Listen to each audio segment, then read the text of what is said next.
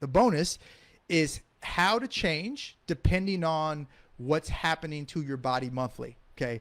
So if you don't get anything out of this session, get this out of the session. Okay. I'm going to teach you my secret sauce on how to adjust. Okay. So first, I'm going to go through 5 scenarios. Okay. And there's a lot more scenarios, but I'm going to go through 5 basic scenarios. If this happens to your body, then this is how you need to change it. Okay. All right, cool. So if your muscle goes up and your fat stays the same, just keep going with the same plan. Okay. In fact, keep going with the same plan until you plateau.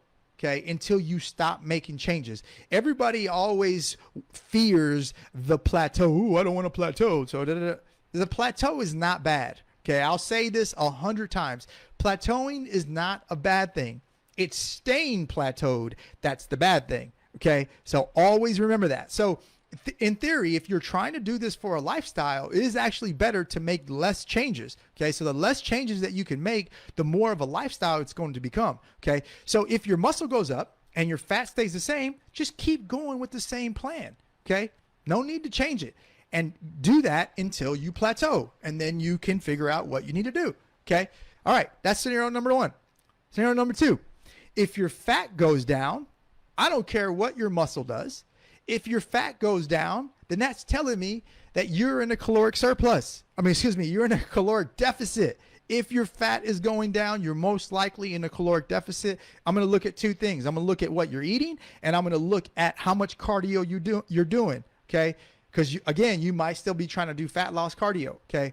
If your fat goes down, okay, then raise your calories. The overall goal is to keep our fat about the same as where we started and let our lean body mass go up. So if our fat's going down, then obviously we're not eating enough. So if we ate more, it would keep our fat about the same and we could get more muscle gain out of it. Okay. So that's scenario number 2.